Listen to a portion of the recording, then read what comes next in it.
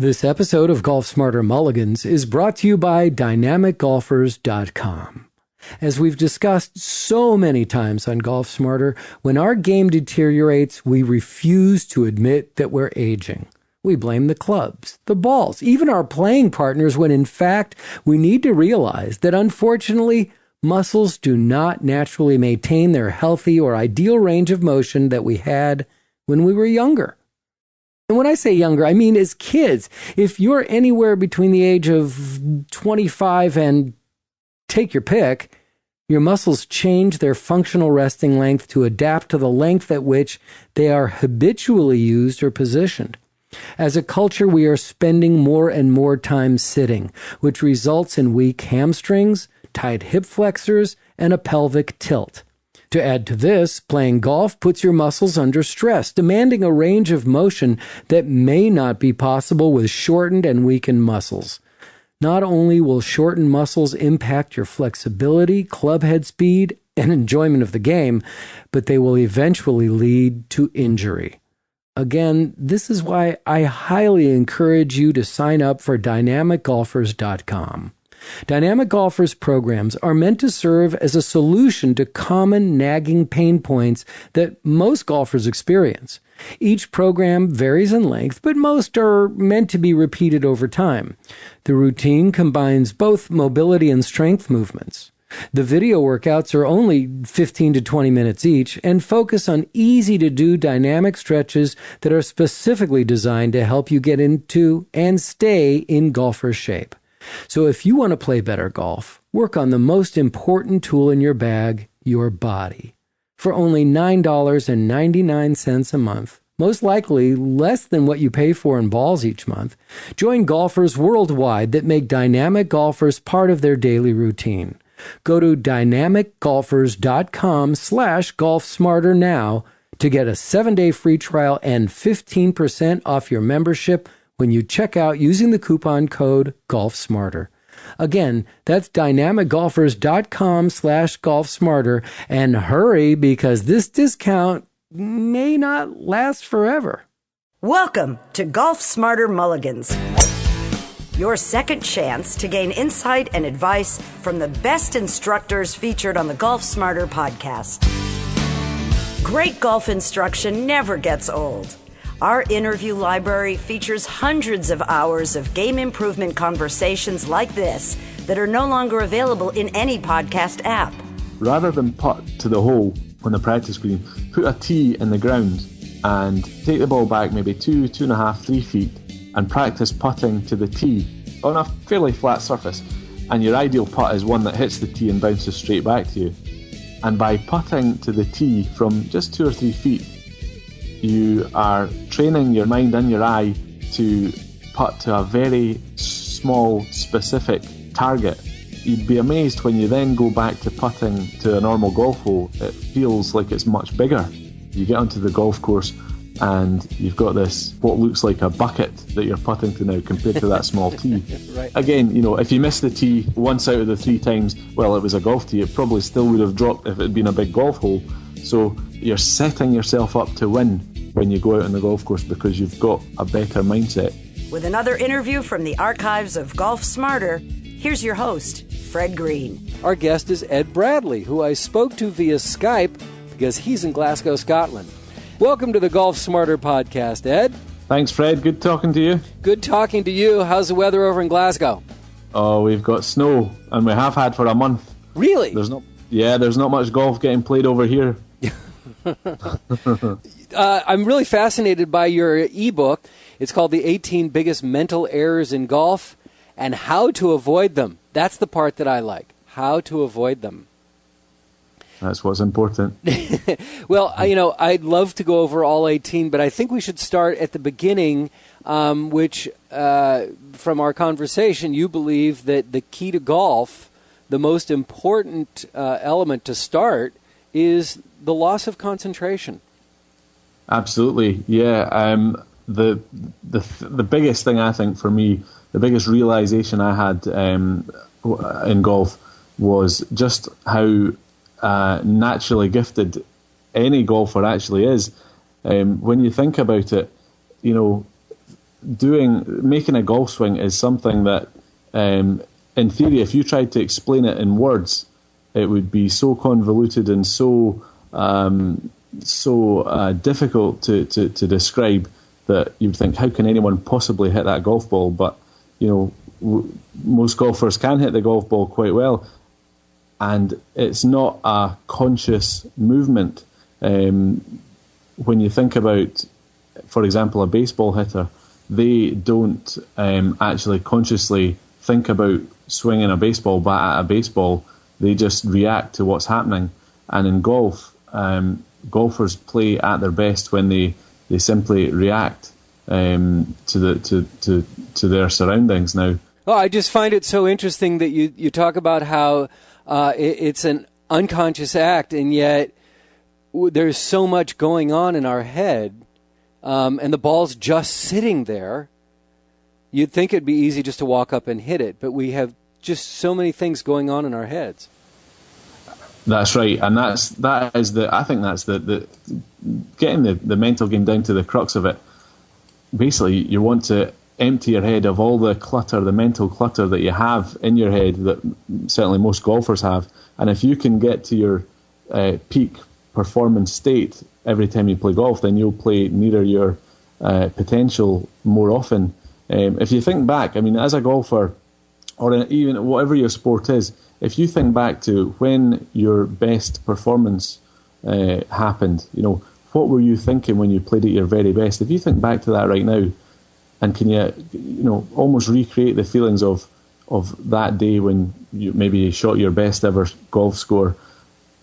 What you might think is, some people will say, I was very positive, but most people will probably say, my mind was quite quiet. Yeah, it's exactly what I was thinking. That there, in the one time, when I do remember a specific round where I did shoot in the upper 70s, and for me, even to break 80 was a big deal. But I do remember an inner peace, just not even thinking about it, not even concentrating on what's been going on, just stepping up to the ball and being very, very clear. But a level of excitement that I was trying to suppress.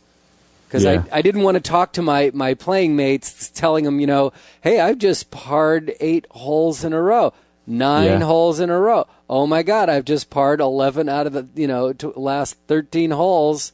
I didn't want to talk about it because I knew it would just change everything. That's right. And the biggest thing you can do in golf is to be in the moment. And you hear it a lot, and it's almost like a cliche. But when you're on a good score like that, the more you can keep it going, the more you can just continue to take each shot as it comes, the better you will score and the better you will perform. And that's one of the things that mind coaches will teach you, is find a way to treat each and every shot the same as any other. And it's all about keeping your mind in the here and now, and not getting ahead of yourself, and not going back to the into the past to beat yourself up about the bad shot that you just hit, or to think about times where you've made a mess of things in the past. And in order to do that, what we do is we teach our clients about neutral thinking, which you might be a little bit surprised to hear that positive thinking, certainly in my opinion, doesn't actually work. And what I mean by that is, if you're telling yourself, I'm going to make this shot, or I'm going to hold this putt, I'm definitely going to hold it. Let's say you had a 6-foot putt in front of you, and you say to yourself, this putt's going, and I'm definitely going to hold it. That, in your head, you're basically not telling yourself the truth, because you could stand over that putt and hit the best putt that you can hit. You might think you know the line, and you might have so much confidence. You might have been putting great all day, but over that 6-foot putt, the putt, you hit the best ever putt. Does that putt definitely drop? And the answer to that is no. It doesn't definitely drop. It may be likely to drop, but it doesn't definitely drop. And your subconscious mind knows that. And when your mind is being told a lie, if it's not given the truth, it tends to get a little bit busy. Because if you ever, you're in a conversation with someone and someone starts telling you something and you think, I don't think that's true, your mind starts getting really quite busy trying to work out, is this true, is this not? Whereas if you're standing over a 6-foot putt and you say to yourself, is this possible that this putt could go in? Then the answer to that question is yes, it is possible this putt could drop. So I was going to say, that's a very subtle distinction. It is. Of how you approach it. But, the basis of this program is all about, that a good mental approach to your game is going to help you lower your scores. Yeah. But I find that, again, it's a very subtle difference of what you're saying. Plus, I see that when you say, I'm definitely going to make this putt, that you're setting yourself up for disappointment. Exactly. And that we've got something called a neutral cycle of success. And the way that works is, over any shot in the golf course, you can say to yourself, is it possible that I can hold this putt? Or if you're on the tee, is it possible I can hit this fairway? And the answer is always yes, it is possible. It's maybe not possible to hit the ball 400 yards, but it's possible to hit the fairway. So if you can ask yourself a good question like, is it possible I can hit this fairway? You can always answer yes. There's no sort of fake positive thinking. You're being very neutral. You're seeing what's possible. The next thing you do is you say, right, what is my intention? So you ask yourself, what does a good shot look like here? That's a very important question in golf, because if you think about it, if you ask yourself, what does a good shot look like here? What does that bring up in your mind? It brings up an image in your mind, and that image is of a good shot. Now, if you think about the difference between having an image of a good shot in your mind and what we usually do, which is say, right, avoid the trees on the right, or whatever you do, don't hit the ball in the water. Because the subconscious mind doesn't process negatives, the more it hears, don't hit the ball in the water, what it hears is hit the ball in the water. So what is vitally important on any golf shot is to bring up an image in your mind of a good shot, and just one good shot. And again, this comes back to one of the things I mentioned in the book about indecision. If you've got lots of good shots in your mind, then there's no clarity. The more clear you can get on what shot you want to hit, the better chance you've got of making that shot happen. So going back to the neutral cycle of success, we've got, is it possible that I can hit this fairway? The answer is yes. And then you make your intention. I intend to, make this shot the way, what does a good shot look like? Get that image in your mind. That's what you intend to do. You then take your action, which is making the shot, making the swing. You get your result, which could be good or it could be bad. But the most important thing after that is to deal with it. And the biggest problem with positive thinking is that when you tell yourself you're going to hit a great shot and it doesn't happen, quite often you go into a negative spiral of, self-doubt and retribution, and all of a sudden you go from, why didn't I hit that shot the way it was, the way I wanted to hit it? I'm useless, I'm such a bad golfer, and the next thing you're questioning your value on the planet. So being able to maintain this, what we call a neutral cycle of success, where you look at what's possible, then you make your intention, you take your action, you get your result, and then most importantly of all, you deal with that result, and you go back to neutral. The next again shot, you ask, what's possible? Is it possible I can get this ball on the green? And if the answer is yes, great. And then you say, what does a good shot look like here? Take your action, get your result, and then deal with the consequences. And if every golfer could do that, throughout every round, they would be in a much better state of mind and a much more resourceful state of mind on every shot, rather than going up and down like a roller coaster.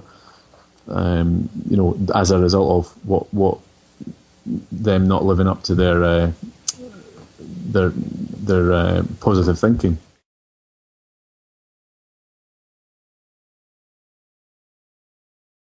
Just before Thanksgiving of 2009, we did a program with somebody who said that Tiger Woods has no ego. But what he was referring to is that on the golf course, Tiger has no ego in the sense that he never tries to take a shot that he's not totally confident that he can succeed with. Yeah. That any shot that he takes, he knows he can pull off. That's right. That he's familiar with everything. He's never going to try to do something that it's like, I'm not so sure if I can do this. So, and that's pretty much what you're talking about on there. And while we're talking and reviewing, it's like, what chapter do I want to move to next? And it seems like we're moving, I don't know, I can't decide if we want to do chapter 8 about visualizing bad shots or chapter 6 on seeing the obstacles rather than the target. Where would you like to take this? Oh, yeah, well, let's look at visualizing bad shots, because that's something that a lot of golfers do. And it's something you can change very easily. And I have just been talking about, that a bit there is when you're on a tee, ask yourself, what does a good shot look like here? It's so simple, but that one question will set you up to succeed rather than set you up to fail. If you can imagine that compared to the average golfer, where they're saying, what do I not want to do here? The most common question on any golf tee is, where's the trouble? Mm-hmm. Now, you want to know where the trouble is, but that's, once you know, then you take that into account, and then you stand on the tee and you say, right, what does a good shot look like here? So then I guess the follow-up question after what's the trouble is, now what's my target? Exactly. And the more clarity you've got on your target, the more likely you are to hit that target. And again, a practice routine you can do on the range is, and again, we're jumping all over these chapters here. But, oh, no, that's okay. That's okay. We're just kind of like teasing people because, again, it's a free ebook. So they can, if they want more information, they can definitely go get it. But let's bounce around. You're fine. Most golfers, when they go and practice, are, to all intents and purposes, wasting their time. Now, that's quite a controversial statement, but I think it was the Australian Institute of Sport that did a survey on golf, and that's what they came up with. And when you think about it, you can see their point, because how many golfers go to the range and just stand up and bash balls down the range in a general direction? Most golfers do that, or a lot of golfers do that. Yeah. And what are they learning from that? Okay, they might be getting a bit of a rhythm. They're maybe grooving their swing, but what they're not doing is learning to hit golf shots to a specific target. And they just want to see how far they can hit the ball. That's right. Now, I'll admit that is good fun at times. But if you want to improve your golf game, then actually practicing as you play, or practicing like you play, is a key to making effective use of your practice time. Like there should only ever really be two reasons why you're on the practice tee. One is to fix a fault, or to work on a specific technical part of your swing, and that's something you would do with a swing teacher. Yeah. And the other thing is to simulate real game conditions, and even better than that, to make practice harder than the real game. And the reason that you want to do that is because when you practice and make it harder than the real game, you set your sights at a certain level, you set your standards at a certain level, and when you actually go to the golf course and the game's easier, then it feels easier, you relax more, and you're much more likely to play better. The idea here is, for example, you might practice hitting drivers to a fairway, an imaginary fairway. You can pick a couple of flags out in the range or whatever. but an imaginary fairway that's only, say, 10 yards wide. And if that's your target, then when you come to the real golf course and the fairway is maybe 20, 25 yards wide, you think, God, there's lots of room here, and you're more likely to swing freer. Another way that some golfers do it, Ernie Els practices with an old, small persimmon-headed wood on the range, and then when he goes back to hit his big jumbo-headed, oversized driver, it feels like it's an easy game again. So there's lots of different techniques you can use to make practice harder than the real game. And why do you refer to Michael Jordan in your book when you're? I'm fascinated because you've already talked about baseball and then Michael Jordan. You're not an American, but you're making reference to American sport. Well, it's a big audience in America, yeah. But these are the guys. Well, first of all, I would say that the mental game is probably more advanced in America than it is in the UK, and certainly in Scotland. Really? I think so. Scotland in particular, the Scottish national sort of psyche is not a great one for sports performance. Our soccer team are the perennial underachievers, and the whole nation expects glorious failure. And generally, that's what we tend to get. If there's a way that we can make a mess of qualifying for the World Cup, we'll beat all the hard teams, and then the easy team at the end will lose. And we've got this sort of national psyche where we expect to lose, and that, coming from America, you might think, why would anyone do that? Yes, but that is a Scottish trait. So there's not a lot of good Scottish sporting role models to use for especially in golf. And again, the name Colin Montgomery maybe comes to mind there. But I'm digressing a bit here. But Michael Jordan, again, he came out with some brilliant quotes, and I was surprised that the more I sort of learned about Michael Jordan, how switched on he was to the mental game, and some of the things that he said were really quite insightful. And the example you're referring to there about making practice harder than the real game was where he would get 2 or 3 of his teammates to mark him really closely in practice before a game, so that when he went out to play for real, it felt like he had lots of space on the court. And again, just another example from a different sport of making practice harder than the real game, and then having that different sort of perspective when you play, that it feels easier. Oh, that's real interesting. I'm not sure how do you do that for golf? I can understand how he does it when he has one-on-one workouts on the basketball court, but how on the range, or where would you suggest that we go out and make practice more difficult than a round of golf? Because generally when you're practicing, you're standing on a flat surface. Maybe you're standing in grass. Maybe you're standing on a mat.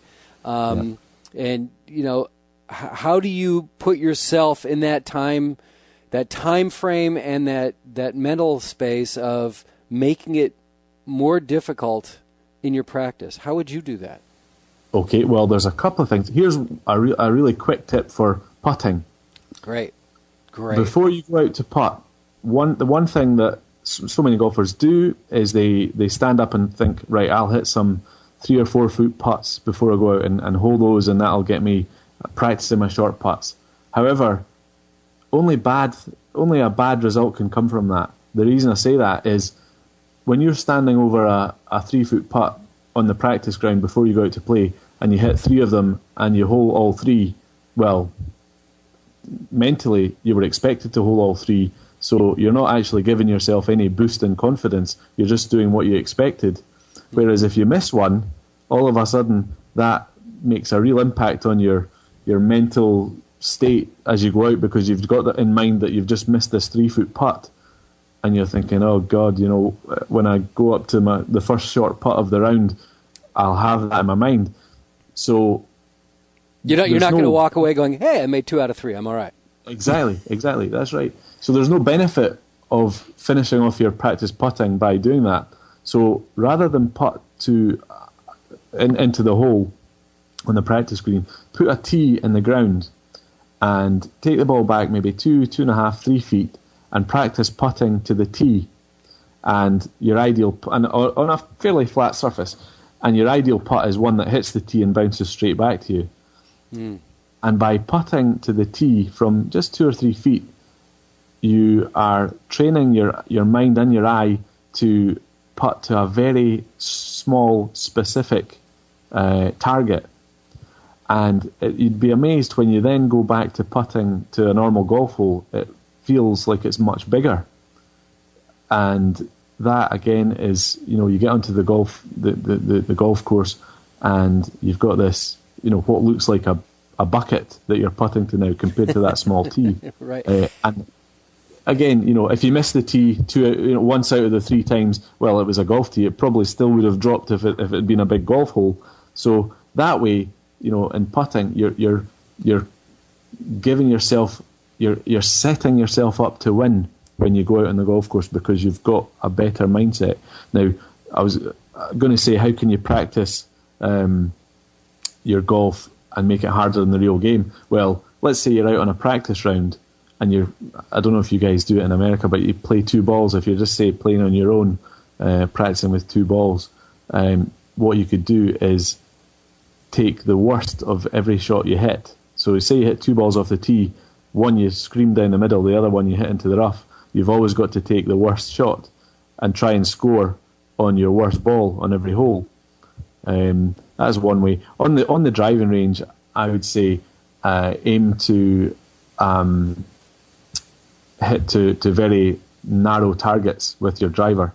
And a good game you can play is give yourself a target of, start off with 25 yards. And say an imaginary target that's 25 yards wide with the driver, and hit 10 balls. And if you can hit 7 out of the 10 between the 2 flags that are 25 yards wide, that is a success. That's you, given you've got, say, 70% or above. And if you get the 7, move on to the next stage, which is a 20-yard wide target. So again, pick 2 flags that are about 20 yards wide, and your target there is to try and get 7 out of 10 there. And gradually, if you can do that, you'll go on to a 15-yard wide. And the more, the narrower you get, obviously that is a harder, driving hole than you'll find on certainly most golf courses. But the biggest thing about this is it gives you something to occupy your mind when you're practicing. So rather than just bashing balls for an hour, you're actually giving yourself challenges, which keeps your interest whilst you're practicing. It also allows you to work on your pre-shot routine. You're treating every shot as if it's of value to you, like it would be on the golf course. Jack Nicklaus, he always says he never hit a shot, even in practice. And I'll butcher this quote, but he says, I never hit a shot, even in practice, unless I had a very clear, vivid picture of the ball in flight and where it was going in the target. Now that's nothing like what he said, but what he was trying to say was that even in practice, he took the greatest of care over every shot, and he visualised every shot, and he hit it to a target. And that's, if that's Jack Nicklaus saying it, there's obviously some value in maybe following some of his advice there.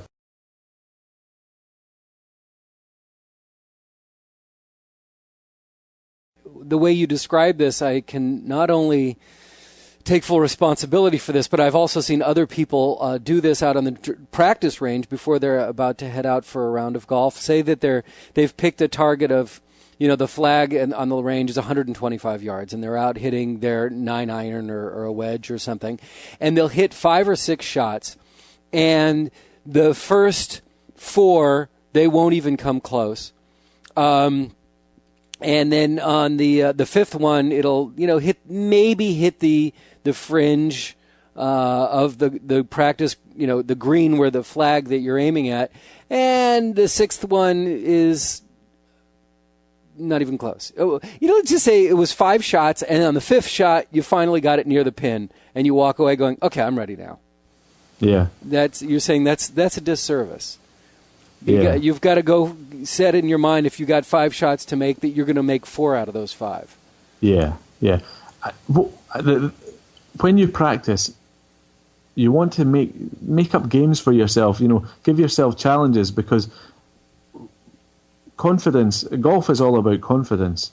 And when you practice and you give yourself specific games, like the game where you're aiming for 7 out of 10, or at least 7 out of 10, on the fairway, you can keep a note of how well you do in that game. And over time, because you're practicing in that way, hopefully you'll see some improvement. And when you've got, solid, real improvement that you can point to and say, 6 months ago or 6 weeks ago, whenever it was, I was getting on average 5 out of 10 at the 25-yard wide fairway, and now I'm getting 8 out of 10 on the 20-yard fairway. That will give you real evidence of an improvement in your game, and it's confidence that you can then take to the course, because on the course you know that you have hit the shot on the range, the same shot on the range that you need to hit on the course. You've not just beat balls in a general direction, but you've actually aimed for specific targets. And again, I'm going in a slightly different direction here, Fred, but there's a golf hole on my course at Gullen, which is just along the road from Muirfield, the Open Championship course. And Gullen, the 10th hole is on a cliff and looks out to the sea. And in the past, when I was a junior, I remember, I might have been hitting the ball terribly all through the front nine. Big quack duck hooks and slices and all sorts of golf shots. And then I get to the 10th hole, and if I had an old golf ball in my bag, I would go to the back of the 10th tee a ball up and just mash one in a general direction out to sea, just to see how far out I could get it into the actual ocean. I like that's a very specific target. Hit the ocean. Exactly. And do you know that when your target is just hit the ocean, almost 99 times out of 100, I would hit a nice, solid shot with a smooth swing, and it would generally be pretty straight. And then I thought, right, brilliant. I've got this golf game sussed now. I can turn around onto this 10th hole and smash one up the middle. And all of a sudden, and I don't know, well, some of your listeners, if they've ever played Gullen, the 10th hole is pretty tight with rough that comes up to sometimes your waist, sometimes your chest, on each side of the fairway, and it's a pretty challenging hole.